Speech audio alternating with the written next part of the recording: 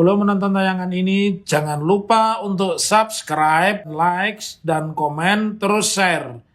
Jangan lupa aktifkan tombol lonceng untuk notifikasi video-video kami terbaru. Waalaikumsalam. Alhamdulillah, hari ini saya kedatangan teman-teman yang dulu pernah belajar di MTP, ya. Ada Mas Ari Santosa, ya, mantan calon ketua BPC.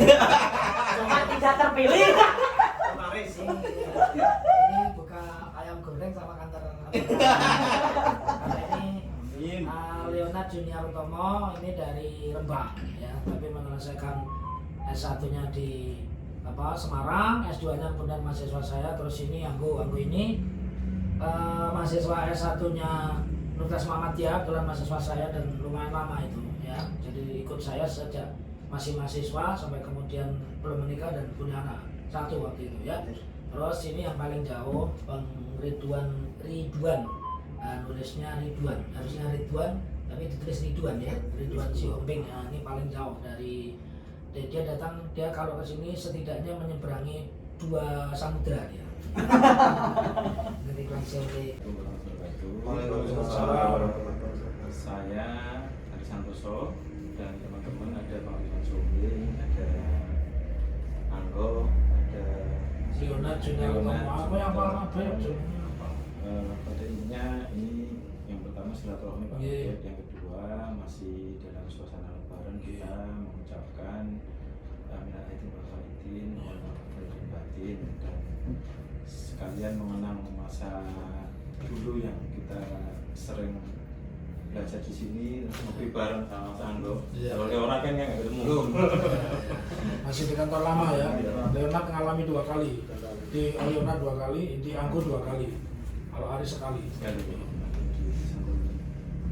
Iya. Dan Pak Topi. Iya.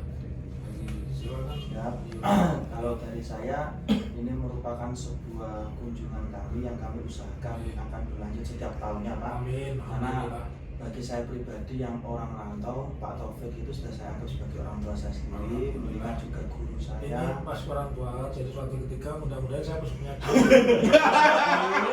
dia wajib juga memberi tanpa saya harus ngomong. Belum makanya Pak, kita tidak terputus silaturahminya karena juga beliau mentor kami yang mana ilmu yang diberikan itu takkan pernah terhitung dengan uang Amin. sebanyak apapun. Alhamdulillah.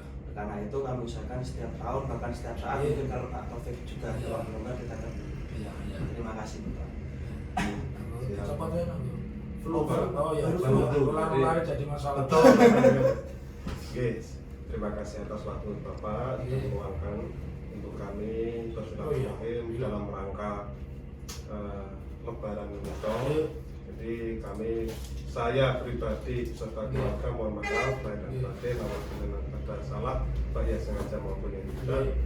Sekaligus ya ini mungkin kami belum sempat sowan ke dalam sehingga saya sempatkan untuk sowan ke kantor dan bersilaturahmi mohon tetap kita jaga bersama, terutama saya.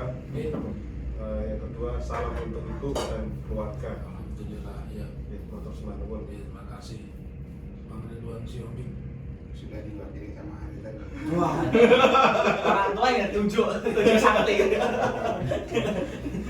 Mungkin ada pesan-pesan khusus lah karena kita advokat. Baik, saya rangkum dulu. Terima kasihnya, salamnya juga saya ucapkan terima kasih. 3 hal yang ingin saya sampaikan. Pertama, memang menjadi kewajiban manusia muslim untuk melakukan apa yang disebut silaturahim. Karena silaturahim itu ada 3 faedah.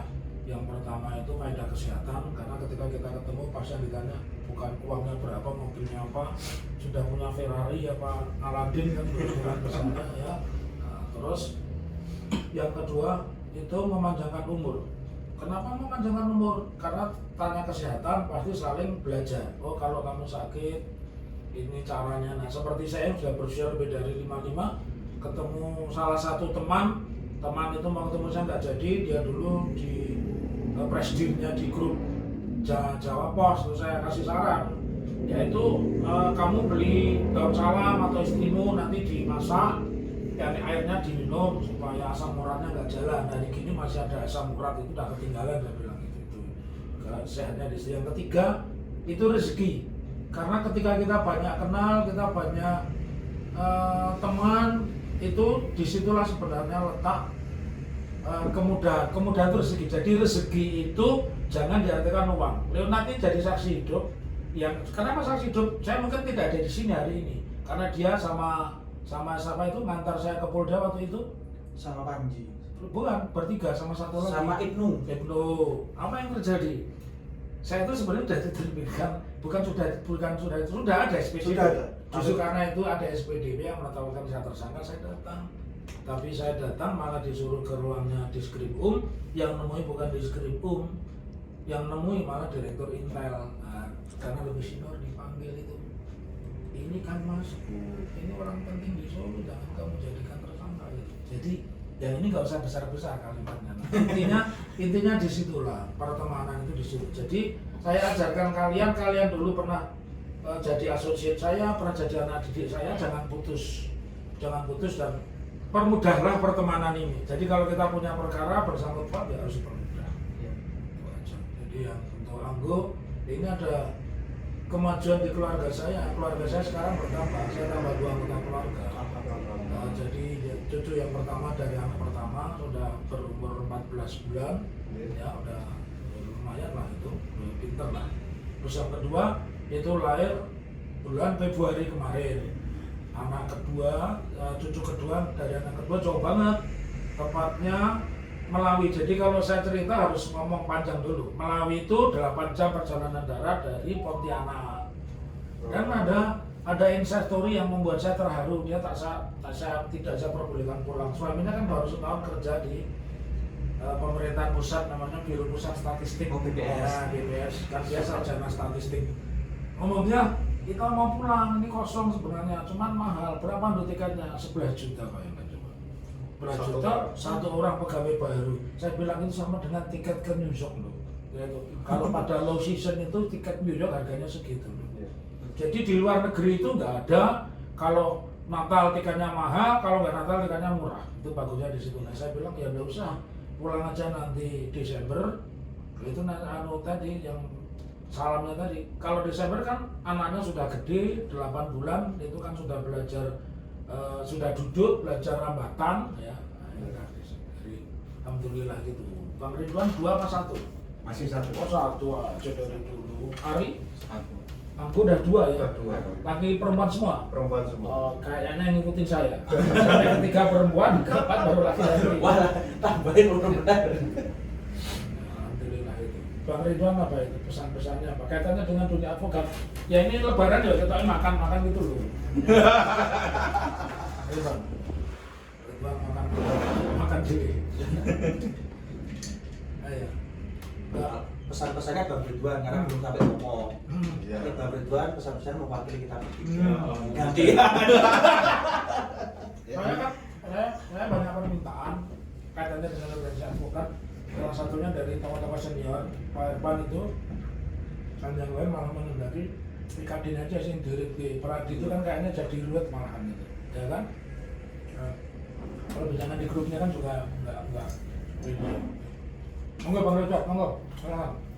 Assalamualaikum warahmatullahi wabarakatuh. Waalaikumsalam warahmatullahi wabarakatuh. Intinya masih bulan Syawal bahwa kami datang ya untuk bersilaturahmi tadi ya. Alhamdulillah. Karena tadi manfaatnya silaturahmi itu kan sudah disampaikan ya. Ya. Ya kami datang bersilaturahmi. Karena dulu juga ya dari sini semua pertama saya masuk ke Solo juga ya Pak Taufik Ketua Peradi. Saya ke sana itu minta referensi. Dari Bang. Nah, Pak Taufik, saya orang baru di Solo. Saya mau minta referensi daftar advokat yang bisa kerja sama di sini siapa. Akhirnya ikutlah di kantornya Pak Taufik yang masih di kantor lama ya Pak. Yang lama ya. Hampir setahun 6 bulan Ya. di sana. Lah itu teman-teman ngajak keluar dan selama di sana itu ya banyak pengalaman, kenal dengan teman. Dan dari kantornya Pak Taufik lah saya tahu Solo Raya gitu lah. Itu ya. Tahu Polresnya di mana, Ya. tahu pengadilannya di mana ya. Tahu makanya- pengadilan tinggi Semarang, Nah. pengadilan PHI Semarang juga Semarang. tahu. Ya. Ya. Ya. Dari situlah makanya tadi kemarin dibilang sama Arif, Bang, ayo silaturahmi. Ya. Oh, ayo siap. Ya. Kebetulan kosong siap. Ya. Pak kita datang ke sini silaturahmi ya, apa silaturahmi tadi sudah Bapak sampaikan. Sudah sekaligus yo mohon maaf lahir dan batin. Nah, saya juga Masih lebaran ini Pak, masih samalan ya kan. kadang keras itu, mungkin sedih juga kalian dengeran, tapi sama itu rasa cinta saya itu. Ya. Dan saya sering ngomong sama teman-teman, sama Ari, sama Anggun dulu kan, nah dekat. Oh kalian di magang di kantornya Pak Taufik itu enak. Kalian bisa langsung masuk dikasih ke dapur, langsung dikasih bikin produk kok. Kalau saya dulu magang di Jakarta nggak dikasih Pak. Cuma dikasih tugas itu sudah jadi tugas kami pengadilan. Kalau di Solo banyak yang lebih hebat, suruh nyupirin dulu, Nah. bawain tas, bawain toga itu. Nah, di sana itu udah dikasih kayak saya ngeliat kan di sini tuh kan kayak Mas Tauf, Mas Kelly, Iya, Yosi, iya. Pak Fahmi itu kan belum jadi Ari, belum Iya. jadi advokat, tapi sudah seperti advokat Iya. gitu kan, karena apa? Langsung disuruh.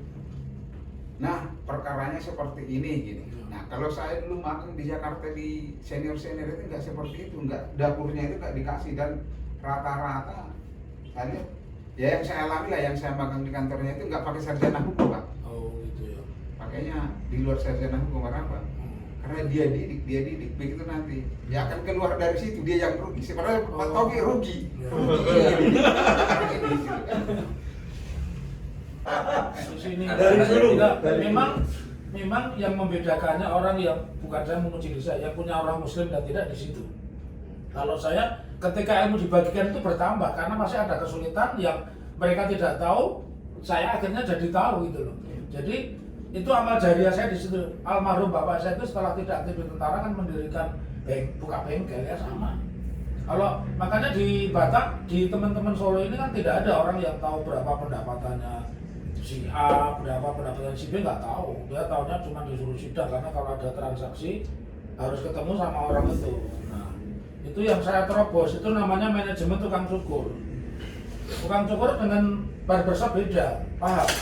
Barbershop itu ada orang yang berposisi sebagai kapster tukang potong, ada orang yang bagian ngeramasi, ada orang yang ngasih uang, ada orang yang nyujuli maksudnya kasir ya, ada orang yang nyapu. Kalau Madura kan enggak toh, dia buka krek sendiri, ambil ikrak, sapu, sisir, dan mungkin sisirnya juga bagaimana potong, uangnya dari sini ya. Nah itu yang tidak saya ajarkan ya enggak. Jadi saya tidak pernah merasa ilmu saya kalah dari kalian, dan yang tidak dimiliki mereka saya tidak ngerti. Semangat putus asa. Dulu si Anggo masih waktu apartemen sama hilang itu. Awal-awal. Iya. Awal-awal. Kamu kan sama Panji. dia tuh udah putus asa. Udah Pak, kita ngapain Pak? Sudah pasti kalah. Jadi apartemen saya itu udah saya bayar lunas, 4 tahun harus saya terima sertifikat, tapi pengumuman lelang bahwa itu pilot. Pengumuman belum mau dilelang. Nah, tapi saya kan bukan orang yang, saya pernah belajar kurator, tapi kan saya bukan tipikal saya perdata itu, saya orang suka itu. Terus kita baca buku-buku, kerjakan mereka ngomong tidak kalah, dan benar pengadilan pertamanya kalah, tapi kasasi dengan pembelaan ada unsur apanya? Keadilan. Unsur keadilannya diterima. Nggak usah banyak dasar hukum ini. Dan tidak ada keluar duit apapun, tidak ada banyak dasar hukum. Bayangkan dari sekian ratus 9 orang, Cuma bapak itu Pak. 9 tapi ada yang satu punya 2, 11 tadi. dia jadi 11. Nggak keluar uang, apartemennya hilang. Kamu mau eksekusinya nggak bisa. Ninggal 11 Yang 11 itu mau jual ya 11 nggak bisa dijual. umat kurator ya. Benar nggak? Nah gitu loh. Jadi hidup itu putus asa teman-teman ini juga susah. Mencontoh saya yang bagian tidak putus. Ya seperti tadi sudah terbitkan SPDB itu kan sudah penetapan tersangka itu kan kali plung gitu. Ya. Tapi di balik itu semua saya percaya Gusti Allah itu baik. Nah, ada yang kalian mungkin bisa contoh kalau kalian uangnya agak longgar ya tiap Jumat sedekahlah ke masjid. Kalau agak banyak ya nasi Jumat dan itu kita pertahankan sampai hari ini. Itu salah satu rumus yang tidak semua pengacara itu bisa melaksanakan. Uangnya pasti punya, insya Allah punya ya, bukan pasti, insya Allah punya. Tapi bahasa Jawa ini tekan apa enggak nyalinya gitu ya. Gitu ya, udah cukup.